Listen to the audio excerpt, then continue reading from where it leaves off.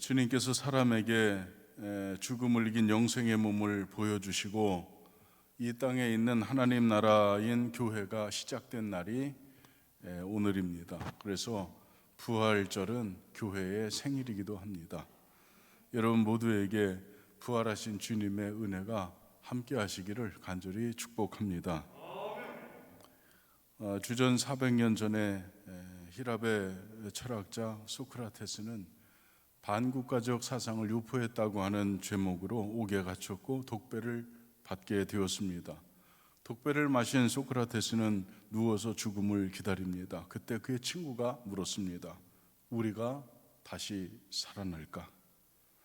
죽어가는 소크라테스는 그러기를 바란다네. 그러나 누가 그 사실을 알겠는가라고 대답할 뿐입니다. 너 자신을 알라는 유명한 말을 남긴 소크라테스입니다.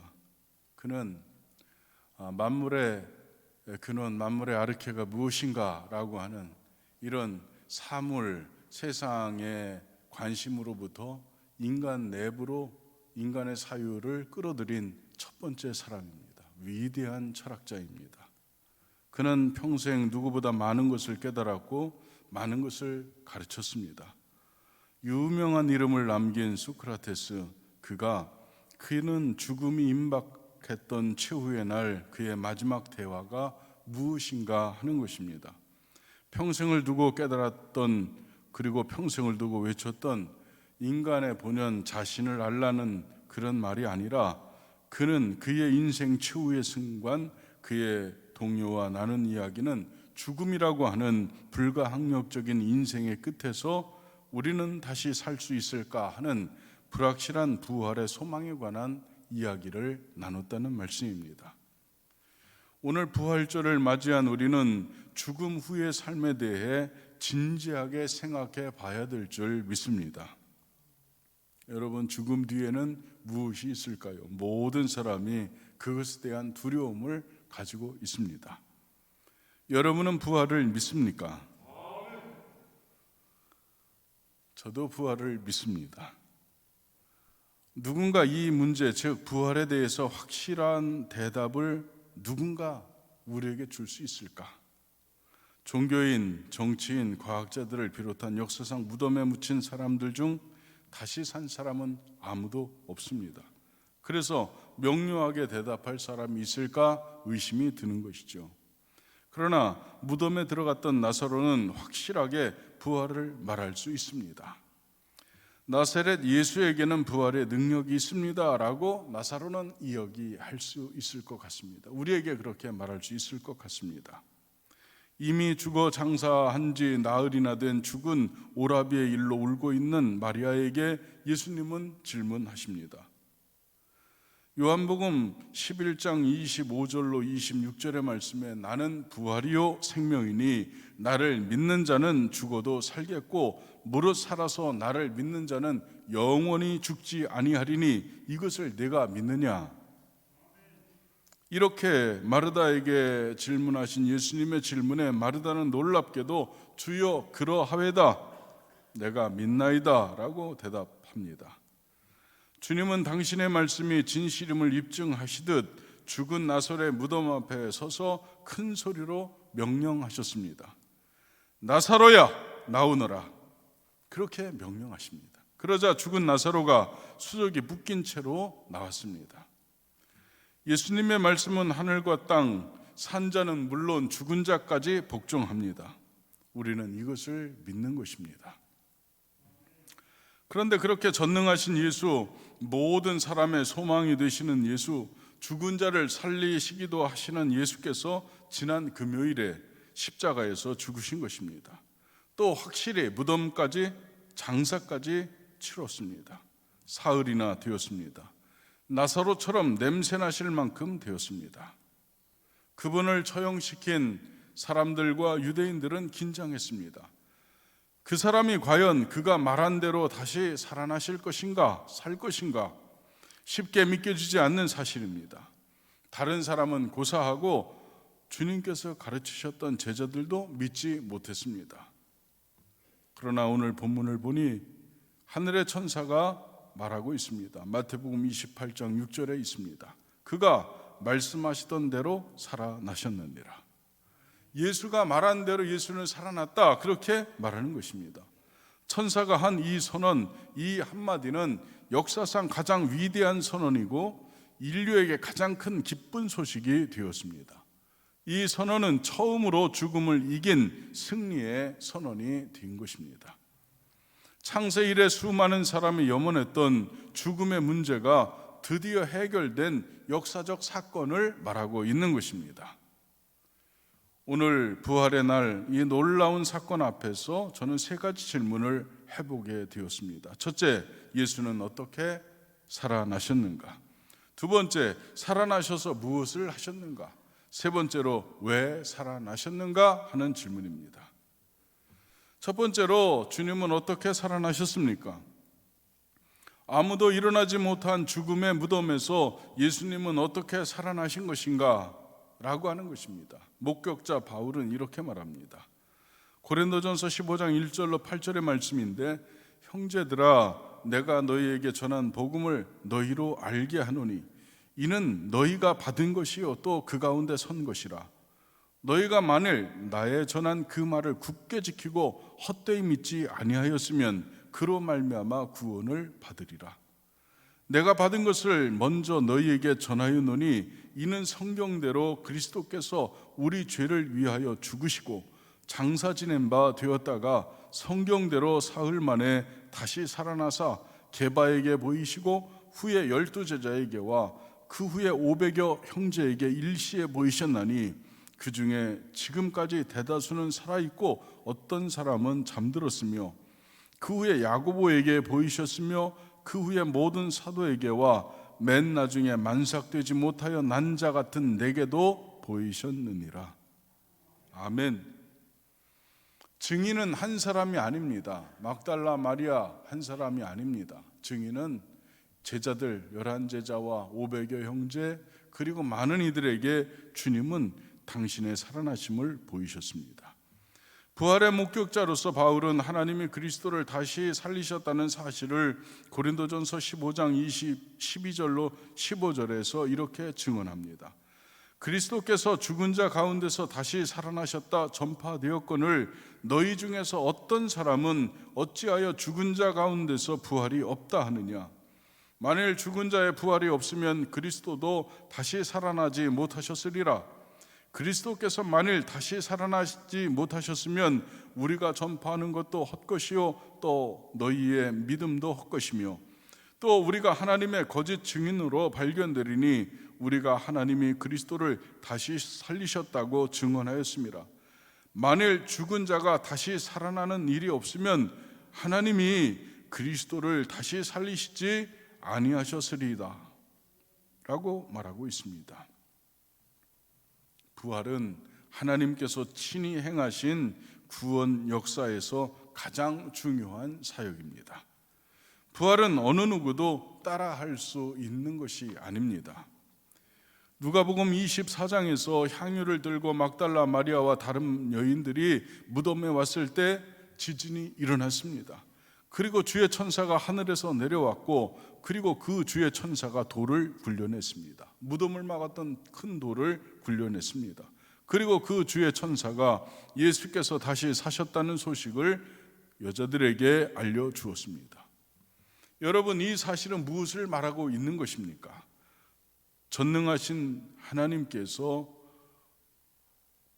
계획하신 섬세한 역사가 바로 부활이라는 말씀입니다. 부활은 결코 우연이 아닙니다. 전능하신 하나님의 섬세한 계획이었다는 말씀입니다. 그것은 구원의 완성입니다. 하나님이 우리의 육체가 부활하여 신령한 몸이 되고 하나님과 영원히 살도록 계획하신 내용입니다. 그래서 바울은 이 사실을 확고히 증거했습니다. 고린도전서 15장 20절로 22절의 말씀입니다. 그러나 이제 그리스도께서 죽은 자 가운데서 다시 살아나사 잠자는 자들의 첫 열매가 되셨도다. 사망이 한 사람으로 말미암았으니 죽은 자의 부활도 한 사람으로 말미암는도다. 아담 안에서 모든 사람이 죽은 것 같이 그리스도 안에서 모든 사람이 삶을 얻으리라. 아멘. 죽음을 정하신 하나님께서는 부활도 정하실 수 있는 것입니다.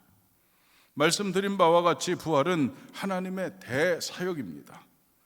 인간으로는 누구도 손댈 수 없는 위대한 사역이 바로 부활입니다. 부활을 못 믿고 그리스도의 부활을 믿지 않는 자는 그리스도와 같이 부활하지 못합니다. 그런 사람들의 생명은 다만 이 세상뿐입니다. 그러나 여기 이 땅의 생애는 무엇입니까? 우리들이 이야기하는 이 땅의 생애, 애쓰는 것으로 끝나고 땀 흘리는 것으로 끝나고 고통과 슬픔으로 끝나는 것이 이 땅의 삶입니다. 얼마나 불쌍한 일입니까?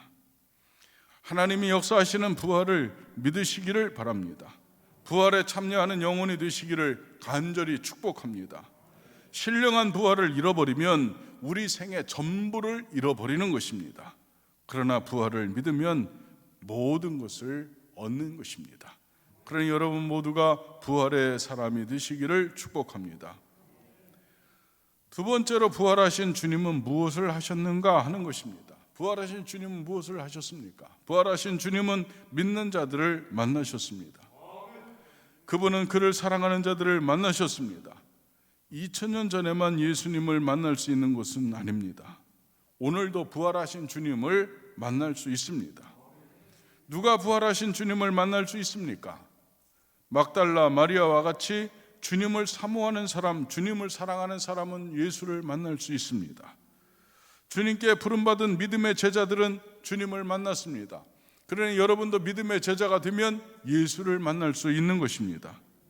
주님이 사용했던 바울은 주님을 만났습니다.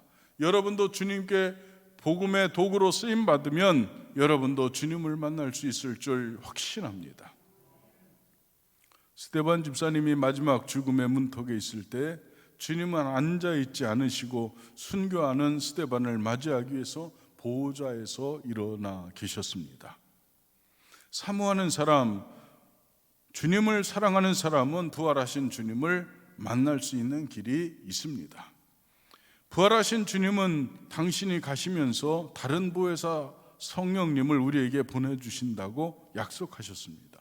그리고 그 성령님이 오시면 권능을 받아서 땅끝까지 내가 누구이며 무엇을 했는지를 증거하리라고 말씀하셨습니다. 그러니 주님을 만나는 동일한 체험을 성령이 오시면 우리가 할 수 있다고 말씀하시는 것입니다. 우리가 아는 바와 같이 지금은 성령 하나님께서 역사하시는 때입니다. 그분은 존재 양식이 우리와 같이 육체가 아니기 때문에 영으로 계셔서 우리들의 육안으로는 볼 수 없지만 우리에게 오셔서 우리와 항상 동행하시는 성령님께 구할 때에 우리는 주님을 만나는 역사를 체험할 줄 믿습니다. 그분이 오시면 우리는 느낄 수 있고 그분을 체험할 수 있습니다. 그래서 우리는 성령 충만을 사모하는 것입니다. 여러분, 성령이 오시면 첫째로 주님을 느끼게 되고 두 번째로 말씀을 깨닫게 되는 것입니다. 세 번째로 주님의 이름으로 기도하면 치유의 역사가 일어나고 네 번째로는 베풀고 나누는 나눔의 역사가 실현됩니다. 다섯 번째로는 용서할 수 있는 사랑의 사람이 되고 여섯 번째로는 복음을 전하는 전도의 역사가 일어나는 것입니다. 성령이 임하실 때 부활을 믿는 부활의 증인이 되는 것입니다. 이 모든 것이 부활하신 주님께서 하신 선한 역사인 줄 믿습니다. 주님은 그래서 부활하셨습니다. 마지막으로 세 번째로 주님은 왜 부활하셨습니까? 그것은 그가 말씀하신 대로 당신이 메시아이시고 살아계신 하나님의 아들이심을 증거하기 위해서 그분은 부활하신 것입니다. 누가복음 9장 22절에서 주님은 말씀하셨습니다. 인자가 많은 고난을 받고 장로들과 대제사장들과 서기관들에게 버림받아 죽임을 당하고 제3일에 살아나야 하리라. 이 말씀은 구약 시편 16편 10절에 약속하신 언약이기도 했습니다. 이는 주께서 내 영혼을 스올에 버리지 아니하시며 주의 거룩한 자를 멸망시키지 않으실 것임이니이다. 이렇게 말씀하고 있습니다. 이전의 번역은 주의 거룩한 자를 썩지 않게 하실 것입니다. 이렇게 번역되어 있었습니다. 세상을 구원하시기 위해서 주님은 먼저 희생 제물이 되시고 대속의 죽음과 바로 그 대속의 죽음으로 죄의 문제가 해결되었다는 증명으로서 죄의 대가인 사망이 사라지고 다시 생명의 회복인 부활을 주님께서 우리들에게 보여주신 것입니다. 그래서 주님은 부활하신 것입니다. 두 번째로 갈릴리에서 제자들을 다시 만나려고 주님은 부활하셨다고 볼 수 있습니다. 마태복음 28장 18절로 20절의 말씀인데, 예수께서 나와 말씀하여 이르시되 하늘과 땅의 모든 권세를 내가 너희에게 주었으니 그러므로 너희는 가서 모든 민족을 제자로 삼아 아버지와 아들과 성령의 이름으로 세례를 베풀고 내가 너희에게 분부한 모든 것을 가르쳐 지키게 하라. 볼지어다 내가 세상 끝날까지 너희와 항상 함께 있으리라 하셨습니다. 주님의 죽으심으로 시로와 낙심에 빠져서 흩어진 그들, 사명을 잃어버린 제자들을 다시 회복시켜 주시기 위해서 주님은 그들보다 먼저 그들과 함께 있었던 갈릴리로 가신 것입니다. 그러니 여러분도 주님을 만나서 다시 한번 사명이 회복될 수 있기를 간절히 축복합니다. 여러분, 온전한 신앙은 부활의 신앙입니다. 우리는 부활의 증인으로 부름받은 사람들입니다. 헬라인은 지혜를 구하고 유대인은 표적을 구했다고 했습니다. 그러나 믿음의 사람은 십자가에 달리신 예수를 자랑하고 부활하신 예수를 증거하는 것입니다. 여러분의 신앙이 신비주의보다 신비주의에 빠지는 경우도 있고, 그리고 여러분의 신앙이 표적을 구하는데 치우칠 수도 있습니다. 그러나 여러분, 신비주의에 빠지고 표적을 구하는 신앙보다 더 중요한 것이 뭐냐면, 우리가 온전한 신앙이 되기 위해서는 부활의 증인이 되어야 된다고 하는 말씀입니다.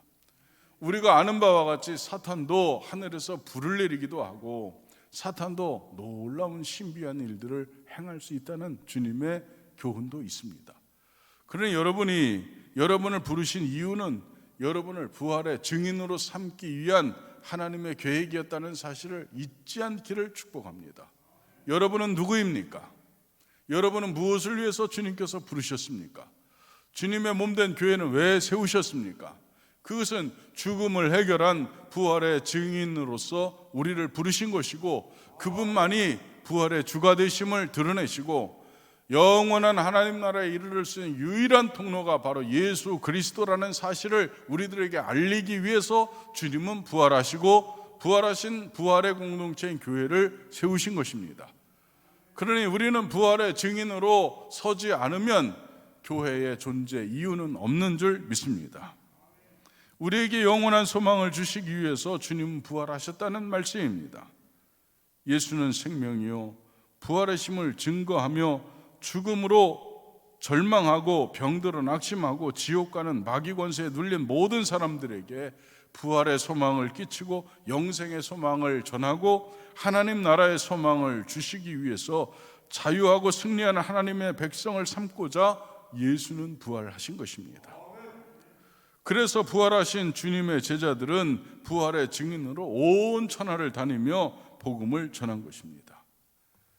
사랑하는 소망교회 성도 여러분, 너희는 온 천하에 다니며 복음을 전파하라, 이렇게 주님은 우리에게 명령하셨는데, 이 부활의 날에 여러분도 부활의 증인이 되시기를 주님의 이름으로 간절히 축복합니다.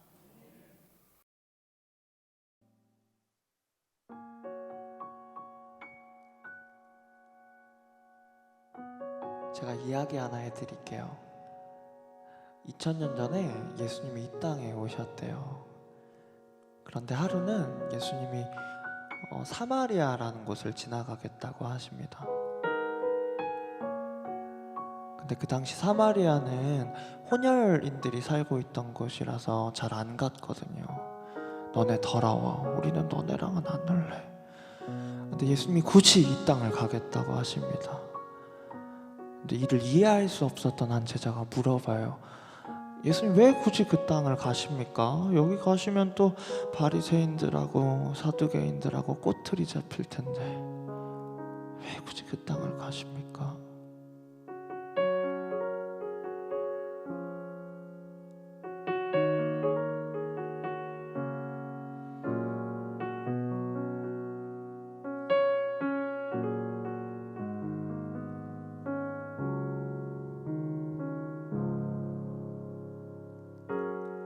내가 사마리아에 가는 이유는 그곳에 울고 있었던 내가 있어서 햇볕이 따갑고 그늘도 없는 낮에 나는 기다렸단다. 내가 내게 오기를 아무도 찾지 않는 한 낮의 우물가에 어젯밤을 다 잠든 내가 내게로 온다. 아무도 찾지 않는 한 낮의 물가에 이제껏 삶에 지친 내가 내게로 온다. 나는 사마리아 여인에게 말을 건다. 기쁨의 차 말을 건다. 하늘 보좌 내려놓고 그래 여기에 왔다고. 넌 내게 다시 이리 재촉한다. 그 물을 내게 달라 한다. 넌 이미 보았다. 그 물이 여기에 바로 내 안에 있어. 제가 2013년도 때 중동에 간 적이 있는데요. 중동의 낮은 되게 더워요. 근데 이 요한복음 4장의 시간을 해석을 하는 게 그게 두 가지로 나뉘더라고요. 하나는 로마 시간으로 해석을 하는 게 있고 또 하나는 유대 시간으로 해석을 하는 게 있는데요. 그 해석에 따라서 그 예수님이 오셨던 시간이 조금 달라요. 근데 중요한 건 예수님이 언제 오셨냐가 아니라 예수님이 이 여자 때문에 이곳에 오셨다는 거거든요. 근데 제가 지금부터 들려드리는 이야기는 유대 시간으로 해석을 한 버전이에요. 근데 보통 물을 기르려면 좀 어느 정도 해가 지나고 나서 저녁 때나 아니면 아침에 와야 된대요. 근데 항상 낮에 오는 여자가 있었어요. 왜냐하면 사람들 보기 좀 껄끄러워서. 이 여자는 남편이 5명이나 있었거든요. 남들이 물을 기르는 시간에 물을 기르러 가면 막 수군대는 소리가 들리니까 쟤 또 왔다. 이번에도 남자 바뀌었다며. 어쩌고 저쩌고 저쩌고 저쩌고. 안 들으려고 하는데 계속 들려. 그래서 한낮에 물을 기르러 오는 거예요. 근데 예수님이 이 여자를 기다리십니다.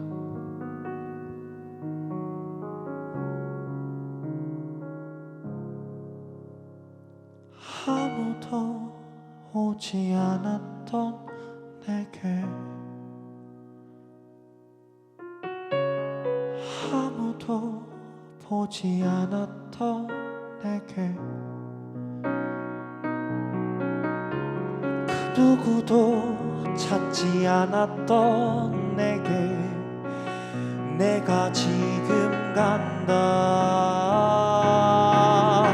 나는 사마리아 여인에게 말을 건다. 기쁨의 차 말을 건다. 하늘 보좌 내려놓고 그래 여기에 왔다고.